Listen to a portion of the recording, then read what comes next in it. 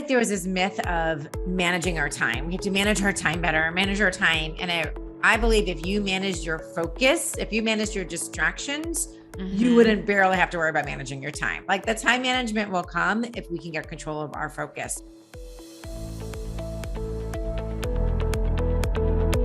Hello, hello. Okay, I am so pumped up and so excited to have you on the podcast. I know that you and I have chit-chatted, and I think actually when you and I chit-chatted about like whether or not it was going to be on the podcast, I don't know if we talked about this before, but I was literally like in that life or death sort of zone with my cat, like running. I think I was like pulled over on the side of the road with my cat with an IV in her leg, like taking her from one vet to the other vet. And it was like super dramatic, but I am so excited to like sit down and actually have a conversation with you today. Well, Renee, you seem so calm and composed at that time. So I don't think I really knew.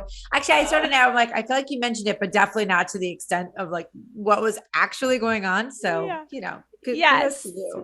So here we are, calm, collected, ready to go. She's actually doing really well. She was running around here a little bit ago. So why don't you share a little bit about you and a little bit about what you do? I know we're going to talk and dive all into organization, some of those myths that people have around maybe multitasking and getting stuff done. How do we get focused? I know that's one of those big questions that comes up with a lot of my clients actually, is how do we focus in on and like actually get stuff done, because we sit down to get stuff done and we've got a million different things on our plate and we start getting distracted by one, and then it's like down the rabbit hole to the next one and to the next one, and then it seems like we never get anything accomplished. So I know we're going to talk all that kind of stuff, but how did you get into this? How did you get into this space of talking about productivity and time management and focus and all of that kind of stuff?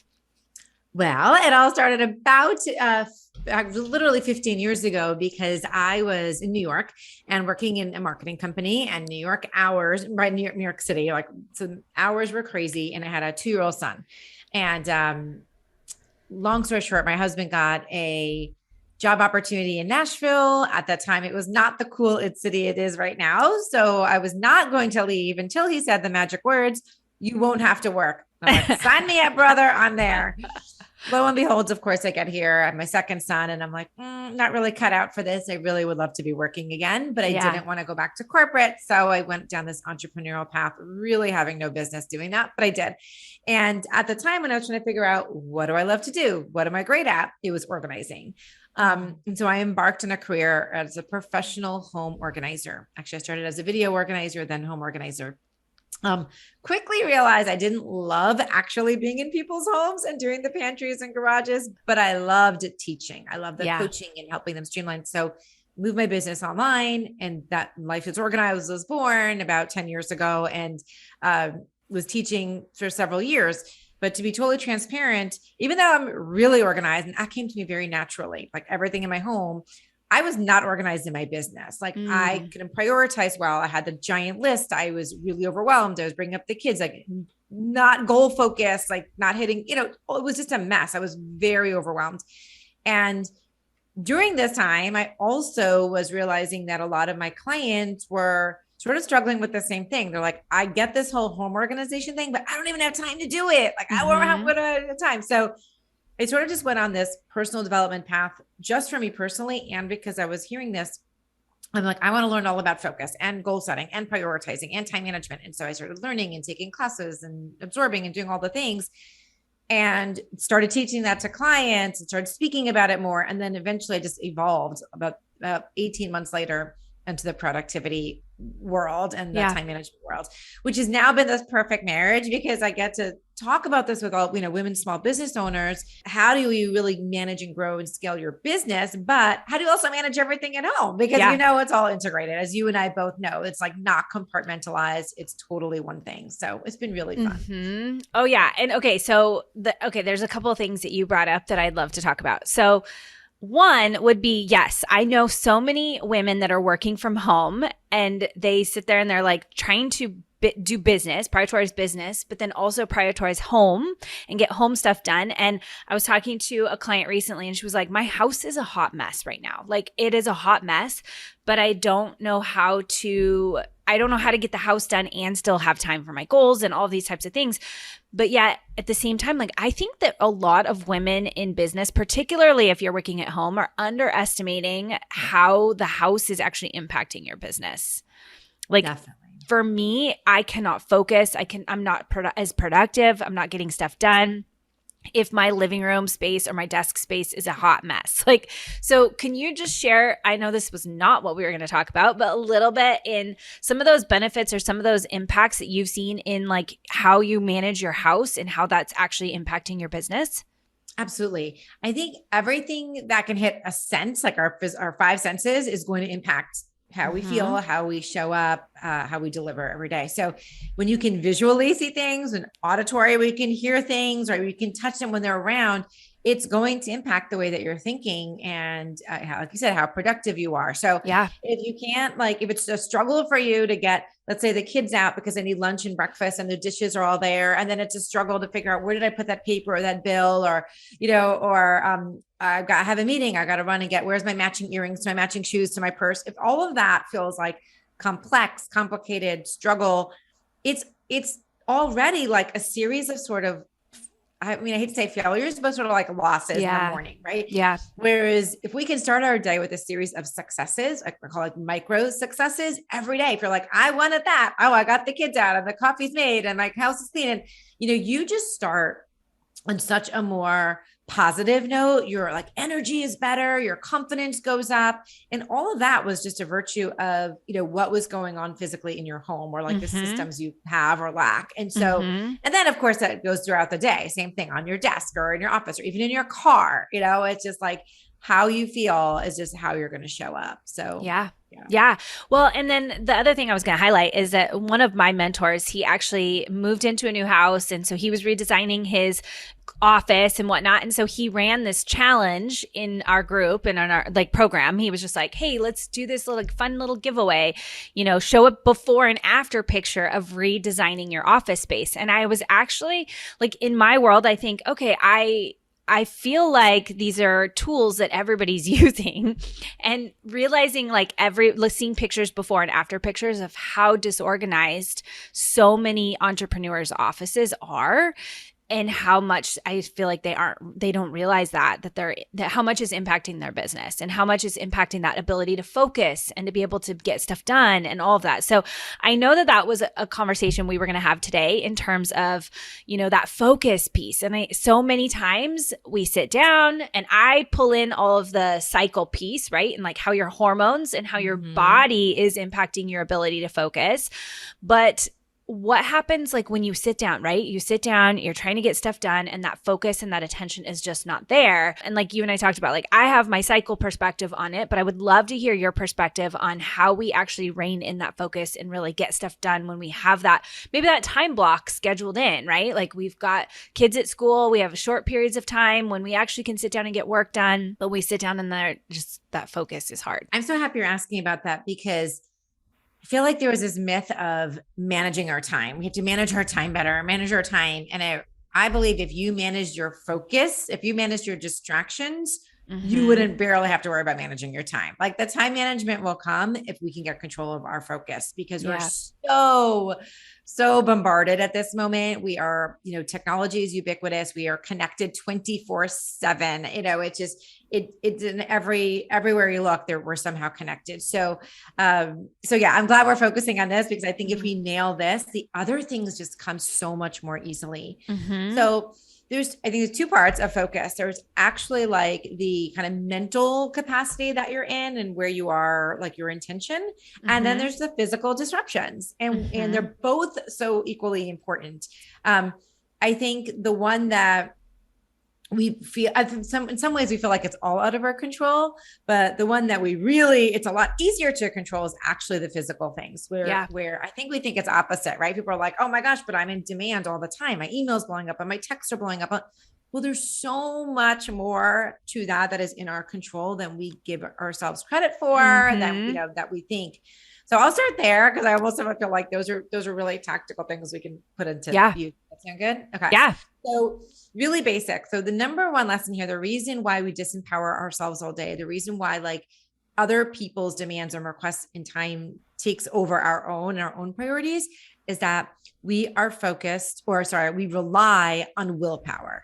And willpower is not going to work. Willpower is not going to cut it. We only got a little bit amount every day. And the more the day goes on, the harder it is, right? You just don't have it. So if you really think that you can keep your phone next to you and it's going to vibrate and you're not going to look at it, you're not going to react, you're not going to respond. Or if you really think if you're going to have your social media up or in your email and you just have so much willpower that you're that one special unicorn that's not going to check it, like we're wrong. We're just wrong, right? Yes. And it's like, we just need to embrace, like, that's not how human nature is, right? That's not what we do. So instead, just want to eliminate it.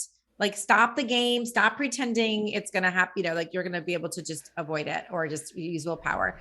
So really simple things. Okay. So let's start again with that visual stimulus. Really simple. Wherever you are at your, let's say you're working at your kitchen table, or if you happen to have lucky enough to have a desk, if you're at home, clear that workspace. Like, and by that, I mean, literally pick up the stickies and the pizza boxes and the laundry and the plates and the whatever else, looking around my notebooks, and pick them up and just like put them behind you somewhere, like get them out of your peripheral vision. This sounds so basic, but I can't tell you how much this helps, because here's what happens. So let's say you are writing, an email and you're like, you're in thought and you are thinking of the next words to say to get a great phrase or whatever.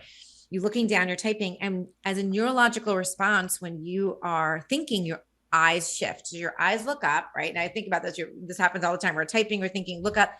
And then that's all it takes. It takes that one, like half a second to get distracted, because that I got to mail this out and I got to take this to Amazon. I got to drop this to the kids. And I got, and you start doing the things. And even if you don't physically do the things, y'all, what's going on the mental checklist. Yes. Right. Yeah. So now it's like got on the mental checklist. So now you've gotten out of flow. We hear this word flow all the time. Maybe you're actually concentrating.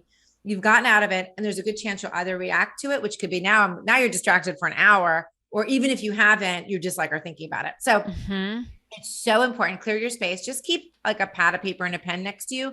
So when the thought does come to you, because it will, right? It's like meditating. Every thought will come to you at that time.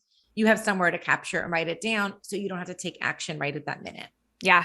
Well, and it seems really I was going to say, it seems so simple, but I will tell you, like, before we started this recording, I cleared off all of the papers that were sitting on my desk. I have one envelope that's like needs to go to the mailbox, but otherwise I had like scraps of notes from different coaching calls or clients calls or whatever. Like, I had a bunch of papers all on my desk, and I was like, I cannot do this. And so you can't even see it. So it wasn't like visually just for the recording. It was more like what you're saying, in the sense of like, I needed to be able to focus and be present and be in this zone, because that's where the magic happens, is when you're in the zone, rather than what you're talking about even, is that like your mind goes and shifts to somewhere else, and it shifts to somewhere else. And then you lose that magic of like you said, that workflow sort of state. And, I'm sure that you know some of the same data, is like every time we shift gears, our brain it takes like 15 to 20 minutes to like recalibrate, and how much time we're wasting when we do that. And like you said, it can happen so subtle and so easy, and we don't even realize all of that's happening to us. So yeah, like even like today, like literally I cleared off everything. It's in a stack still over there, like needing to be addressed, but it's put inside a binder in a stack tucked aside, versus right in front of me when I'm trying to be present in this moment.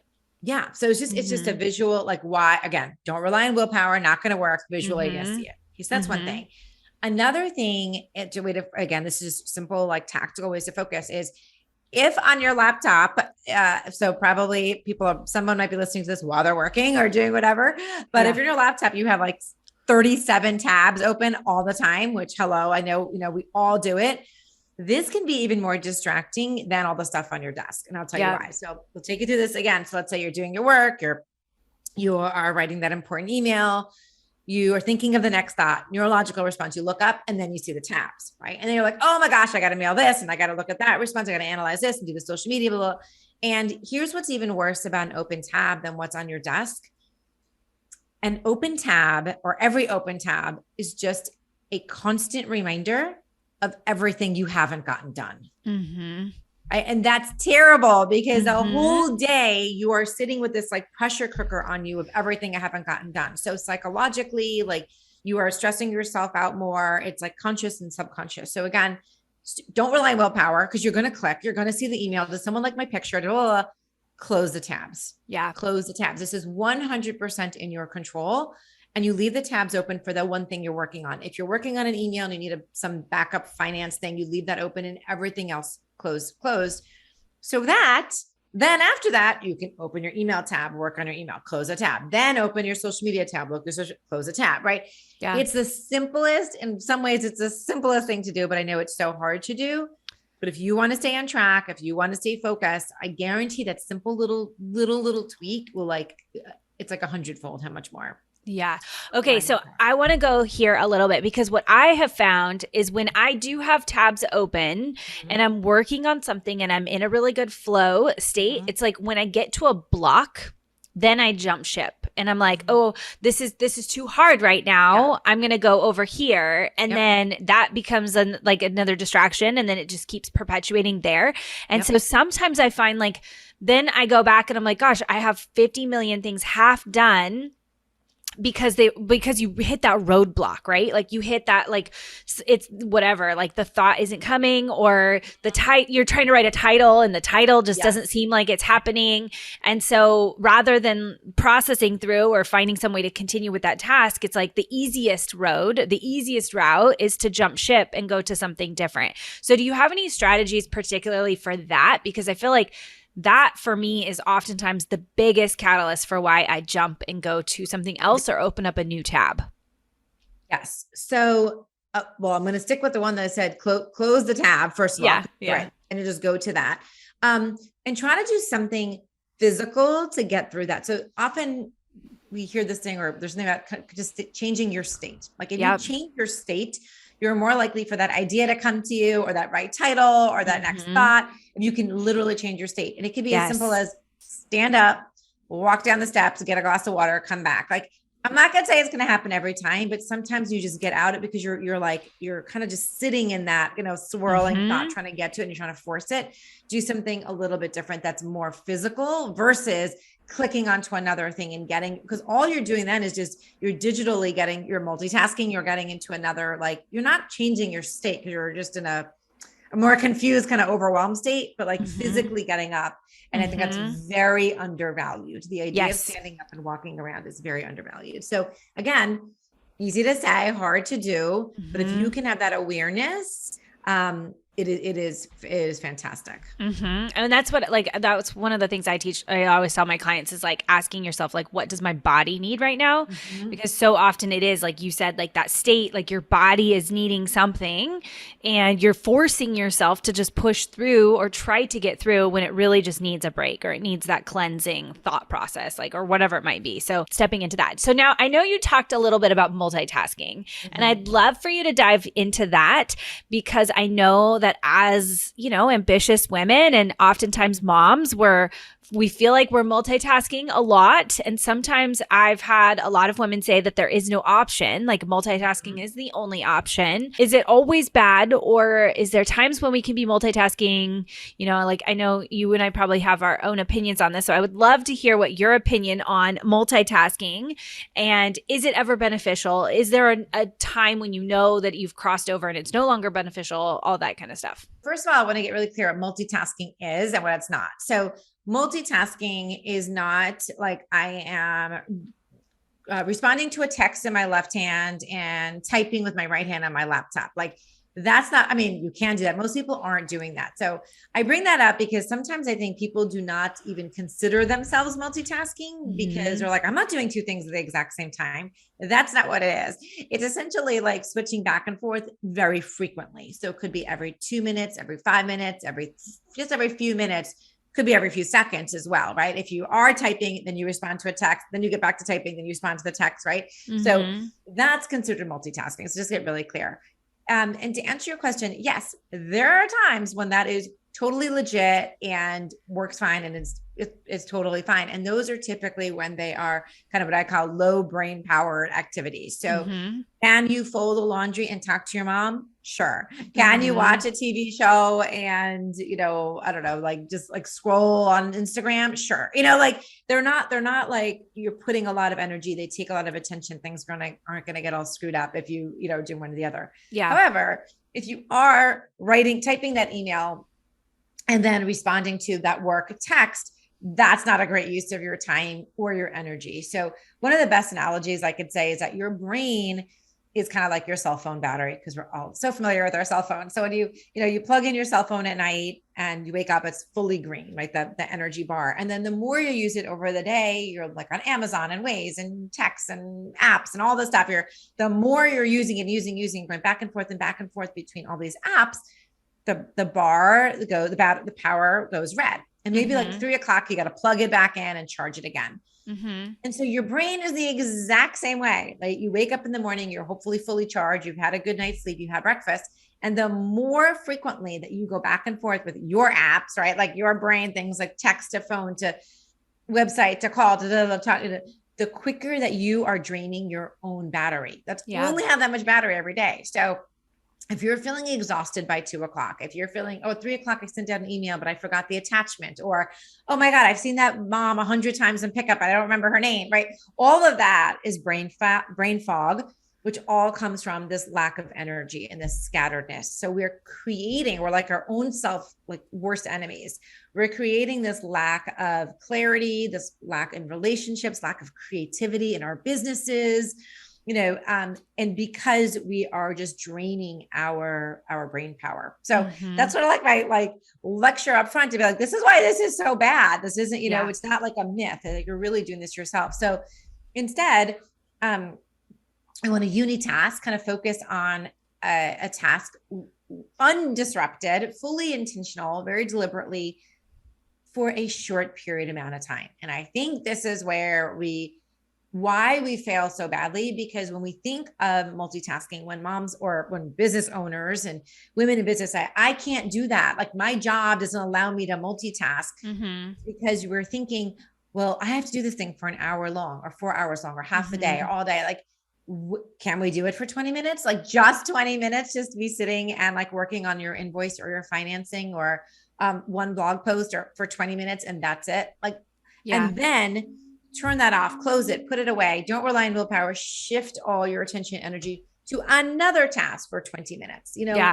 That is how we get stuff done. That's not considered multitasking anymore. You're still working on multiple items during the day, but you're fully focused and intentional one task at a time. Yeah. Yeah. And I think that makes the biggest difference, honestly. And I know, like, for me, I work so much about like syncing that up with where your cycle is and what you're most aligned with, and like really maximizing on that productivity in those spaces. But it really does come from like so easy it is to just get caught up in all of the list of the millions and one things that we have to do. And then I think we start to feel a little bit overwhelmed, and then we don't really take action. And then it just becomes this perpetual cycle of like, I sit down to get work done, and then there's no time, there's no energy, like I can't focus. There's just, like you talked about, the distractions. And then I'm trying to do a million things at the same time. And then people are asking me for things, and it just becomes this snowball effect. And how much more effective we would be and how much more impact we could have if we're really being strategic with that time. And I think that those are some really valuable tools that you've given to really capitalize on that, to really rein in that time. And I know, like, even today, like I have kids home from school sick, right? Like, so they're in the other room and I'm trying to get business stuff done. We're all going to have those times where we set the best of intentions and we're going to get interrupted.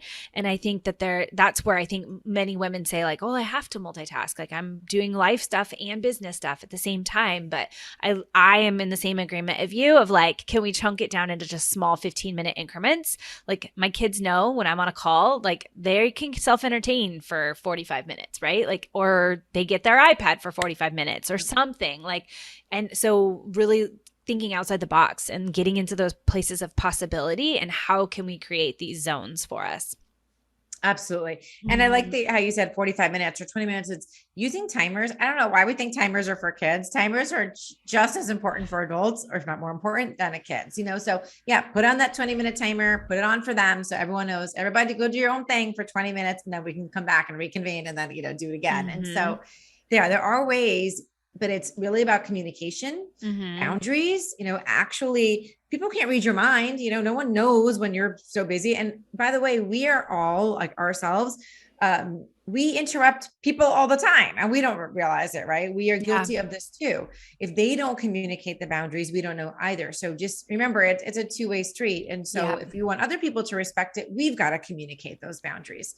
And it's doable. It's totally doable, whether it's clients or colleagues or team, your team at home. 100%. Okay. This was awesome. And I know that there's people that are sitting here listening and wanting to strategize a little bit more in terms of productivity and some of these hacks.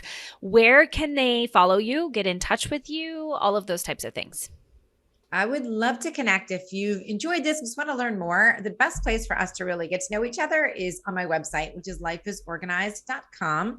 And if you go to lifeisorganized.com/resources, there's a few different things you can choose from there, like how to stop procrastinating, how to get focused, how to be less overwhelmed. So, take one, take them all, but it's just a nice way for us to connect. Awesome. Well, thank you so much for hopping on the podcast. This was awesome. I know so many women are going to walk away with so many little nuggets and like tangible things, right? Like tangible, some things that you can put into practice. Like even if it's just today, closing out your tabs. Like I'm looking and I've got like 5 tabs open. I'm like, okay, I need to close out those 5 tabs so that I can focus the rest of the day. But even just those small little subtle things. So I know that everybody's going to, my like train of thought went somewhere else, like, right? Like multitasking, like thinking of like what I'm doing and wrapping up. It happens all the time, right? Like as women, I think our brains are just like in a million different places sometimes. So it's like reining it in. But anyway, I wanted to say thank you so much for hopping on today. Renee, thank you for having me. I'm so excited about your rebrand and I know you're going to take it to the moon. And I just really appreciate you sharing with your audience. Thank you so much.